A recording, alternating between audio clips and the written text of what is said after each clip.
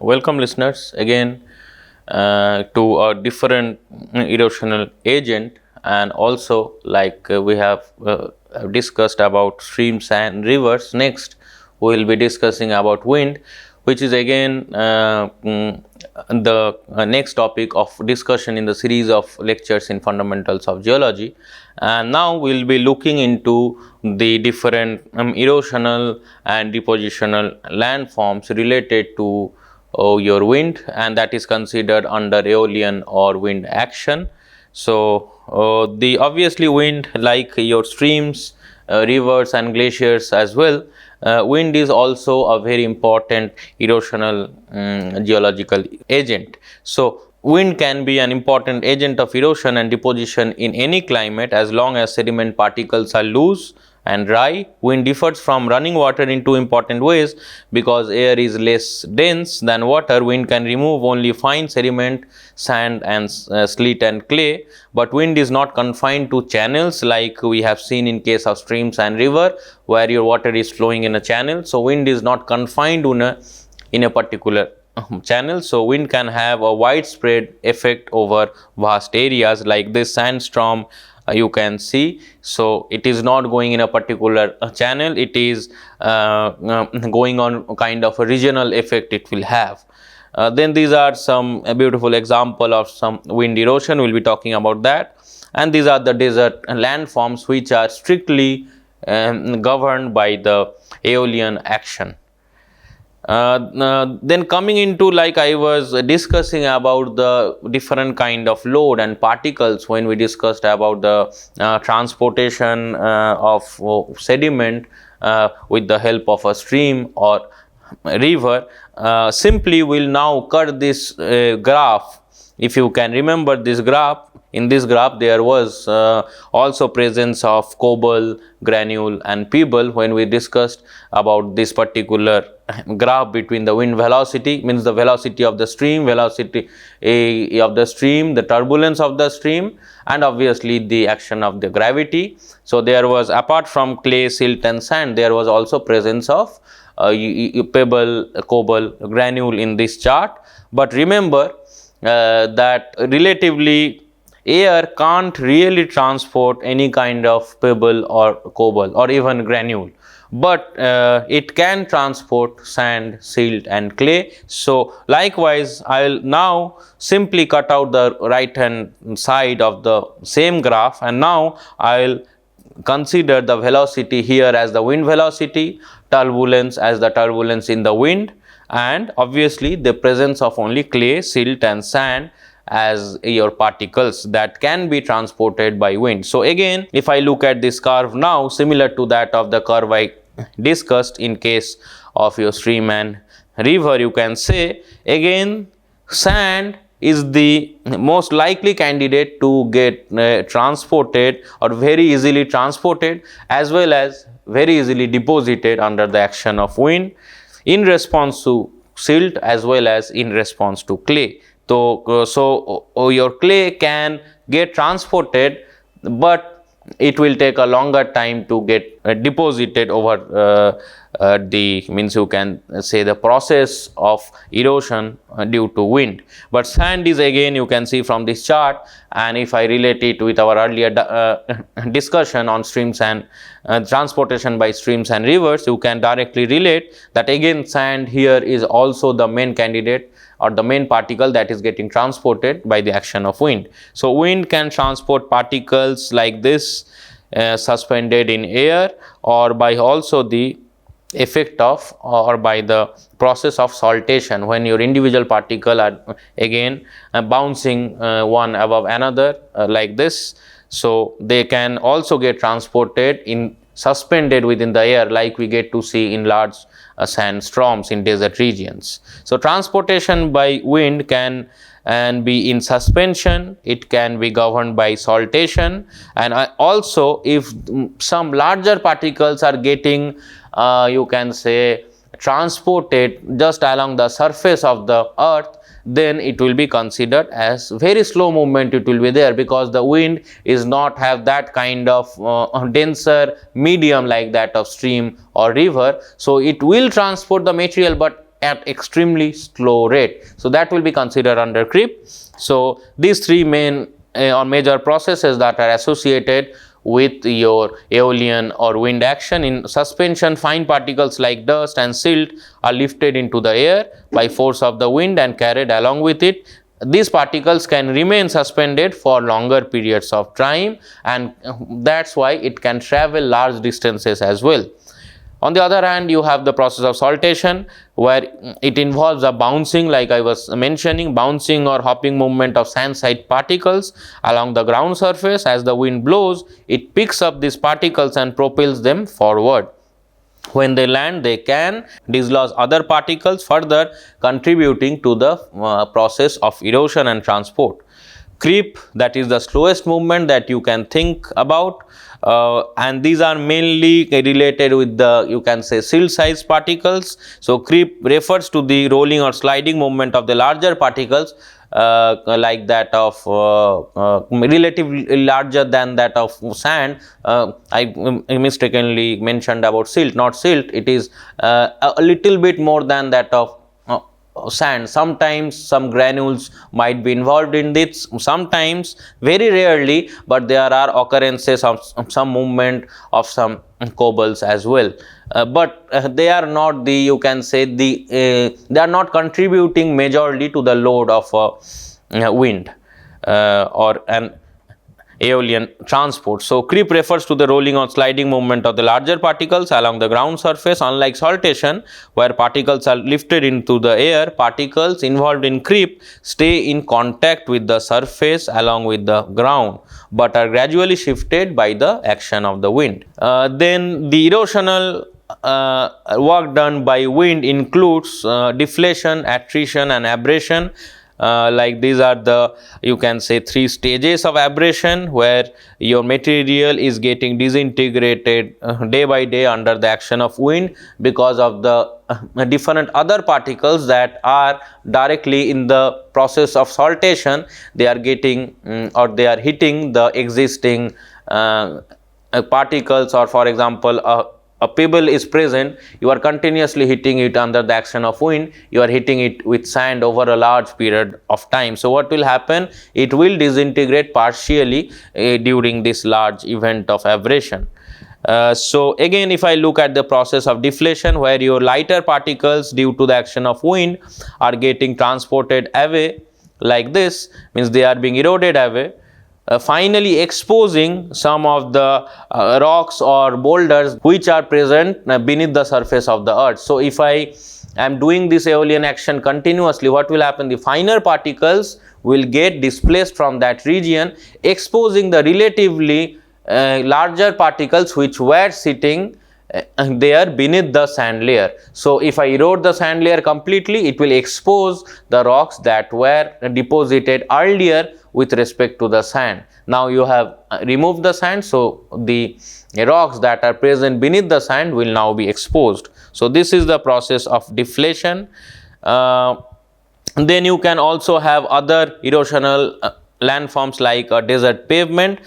Desert pavement, also called rake, that is quite common in the Sahara desert, is a desert surface covered with closely packed interlocking angular or rounded rock fragments of pebble and cobble size. Again, this is achieved, obviously there is an interlocking angular or rock fragment of pebble and cobble size, but again the matter is that you can only get this kind of structure once you kind of remove the sand that are present just over it. So it will then expose this interlocked texture.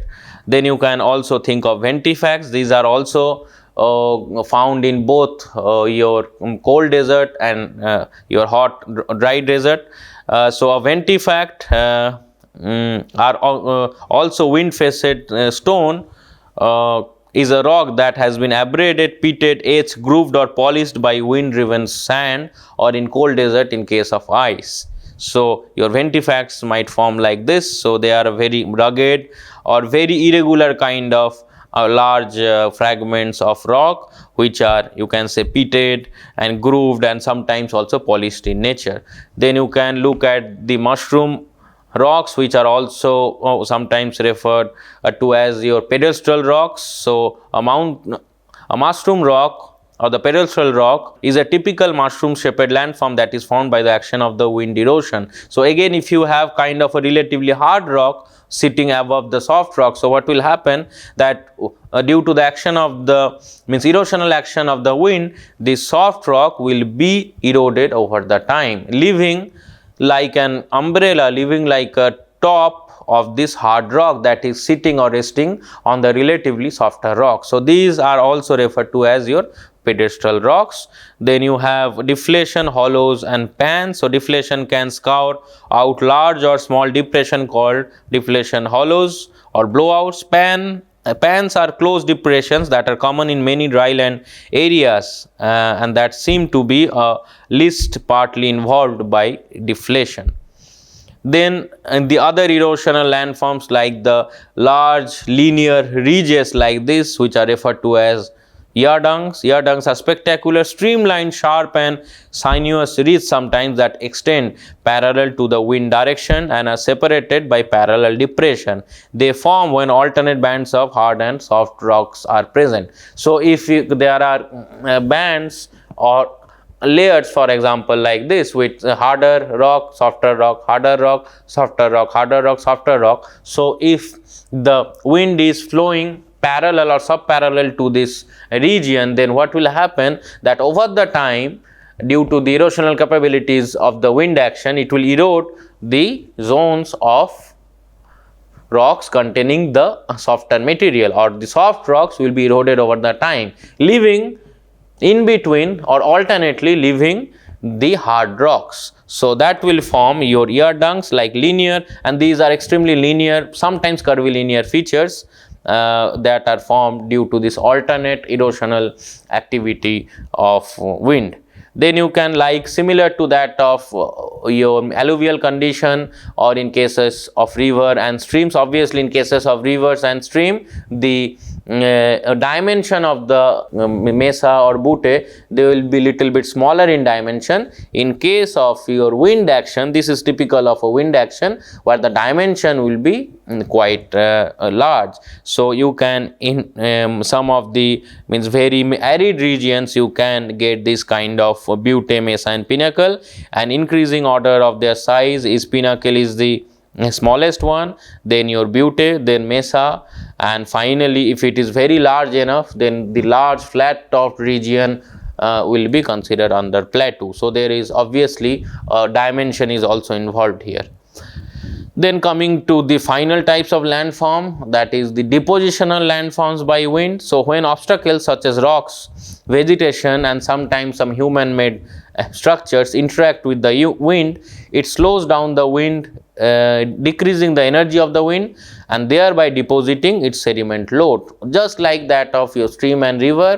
When in the mature stage the velocity of a river is decreasing, finally in the old stage again the velocity is further reduced. What is happening? It is depositing whatever load it was carrying earlier. Similar to that of wind, in wind as well, or in case of Aeolian transportation as well, in that case whatever bed load is it was transporting at certain point of time, due to your presence of natural barriers like rocks and vegetation, also some artificial barriers sometimes due to some human activities, the velocity of the wind gets reduced, so the energy will fall down. Similarly the load here, obviously they are being transported in the suspended manner, sometimes in the process of saltation as well. So now they will start depositing the material that was earlier getting transported by the flowing of the wind.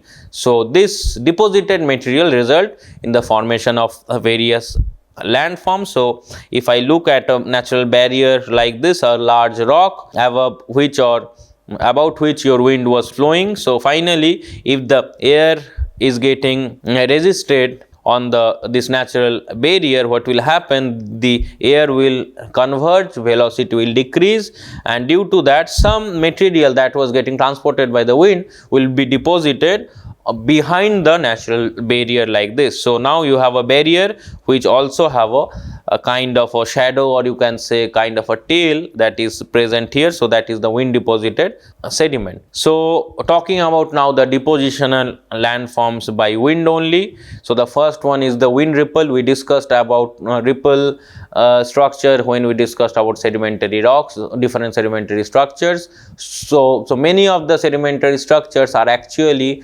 formed due to the erosional activities of wind. So there are also obviously ripples will also form in case of a stream or river, when it will be considered as a current ripple, or you can say ripple. Similar kind of structures will also get developed when under the action of your wind. So you can have transverse ripple, you can have longitudinal ripples. Then obviously the most striking landforms formed due to wind you will get obviously where? In the desert areas. Obviously in the desert you will get this large, no longer we'll call it a ripple, then these things become dunes. So these large dunes, and these dunes or several kinds of dunes may form under the action of the wind, or based on the different kind of deposition of the sand. These dunes may vary in their geometry and morphology as well. So sand dunes are among the most recognizable landforms shaped by wind erosion. They form when wind blown sand accumulates into mounds or ridges, typically with a gentle slope on the windward side and a steeper slope on the leeward side. So we'll look at the different types of dune. So talking about types of dune, you have the Burkan dune, a crescent shaped dune with its horn pointing towards the current direction. Then you have the transverse dune. They are large fields of dune that resembles sand ripples on a large scale. So if you simply enlarge, or you can increase the dimension of a ripple, you can have an idea about a transverse dune as well. So it kind of on cross section, the geometry of a transverse dune mimics you can say a sand ripple, normal sand ripple. Then you can think of longitudinal dunes, or long straight dunes like this with converging wind. So you can see there is always the direction of the current which is governing the shape of the dune. If it is means unidirectional, you can have this Burkan dune or transverse dune. Sometimes you can have longitudinal dunes when you have this converging kind of wind.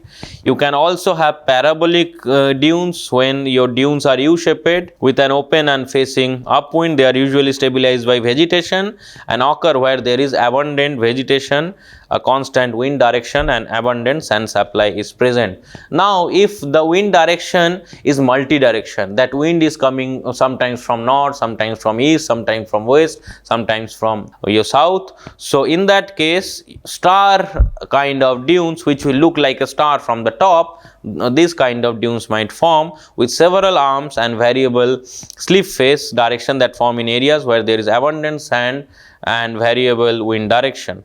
Then you can think about wind blown dust or loess, where your buff colored dust consists of silt and clay sized particles like this, and often carried together in suspension all together deposit to form loess. So these are also very characteristic landform formed due to wind.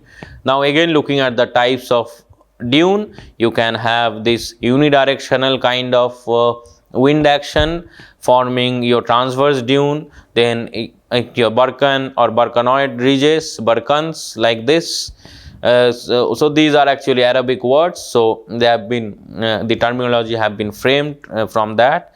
Then you can also have domal shaped dunes. Then you can have star dunes when your wind direction is multi-directional. So just by looking at the kind of the dune or the geometry of the dune or the morphology of the dune, you can have an idea about also the direction of the wind, be it multi-direction, be it unidirectional, or sometimes bidirectional. So you can have an idea about that. Linear dunes like this or longitudinal dunes can also form due to this bidirectional or converging winds they are coming. Then also based on its overall geometry, and obviously vegetation and topography. Dunes can be further again categorized under dunes around obstacle, like this fore dune and double lee dunes because of an obstacle like here. So the material or the sediment is not getting deposited here, it is getting deposited on the fringe of the fore dune. So again you have this oblique obstacle, you can have this very gentle lee side. So single lee dune might also form, like we have discussed in the first example, where there is a natural obstacle and all the sediments are getting deposited on the or behind the natural obstacle. So that will lead to the formation of a single lee dune. Then climbing, falling and echo dunes like this. And when there is a, you can say, wind direction is transverse to this natural obstacle, then you have lunate. When the direction is in the opposite direction to that of a fore dune, then you can have, or you can think of nafka, where your dune will result into the presence of vegetation or a kind of presence of an oasis. You definitely know about oasis in desert, you might have read it or have seen some photographs that oasis are isolated, some vegetated region within the desert. So if an oasis is present, that is also a natural kind of a barrier that will help you to form a dune like this. But you can also have, in coastal regions mainly, you can have parabolic dunes like this. So you can, beach sediments might also form dunes like this. So finally coming into the discussion on desert, because obviously desert are the regions or zones where you will get maximum action or the maximum effect of wind erosion. So desert is an arid land with very less rainfall, less than even 10 inch per year, or can say where evaporation exceeds precipitation. So you can have various kind of deserts. Subtropical desert, a subtropical desert is a type of ecosystem or biome that is characterized by high temperature, very low precipitation and warm soils. Continental desert, in the interior of continents in the semi-arid regions. Then you can think of coastal deserts that occur in cool to warm areas along the coast. You can also have polar deserts in your very cold places, that deserts that are covered in ice sheet, ice fields or ice caps, and they are also called white desert just because of the color that is white, because of the snow that is present. So this is again a world map that shows the global distribution of different kinds of desert, be it a cold desert, be it a hot one. So you can look at the arid zones, these red zones that are present, then you have the semi-arid zone, and the yellow ones also as the hyper arid zone, where it is extremely arid condition. In these regions obviously the effect of the wind erosion will be maximum, like we get to see in the Sahara desert, the Arabian Peninsula, and even in our Thar desert in the western part of Rajasthan. So that will be my discussion on Aeolian action and wind action, and that leads to the formation of various landforms that can also result due to some alluvial or you can say there are similar landforms that can be found both in case of alluvial erosion and deposition, also in case of Aeolian, that is wind driven erosion and deposition. So there is there is a kind of similarity between these different landforms or geomorphic features, but remember that always wind cannot transport much load like that of your stream or a river, which is capable of much more load to transport. Also the size of the particles transported through a stream or river will be of means you can say it can range between your even boulder to clay. But in case of erosional effect by wind or the transportation of wind, during the transportation of a wind, you can only transport the particles that range mainly between clay and sand. So there is a matter of particle size as well as the velocity of your river water, as well as the load getting transported by the river water will be much more in comparison to the load that is getting transported by the wind. So remember this distinction, but there are several similar features that can form due to the action of a stream or a river, or also due to the action of simply wind. So next in discussion we will be discussing about your glacier and glacier landforms. So here I would like to conclude my discussion on aeolian or wind action as an erosive agent. Thank you.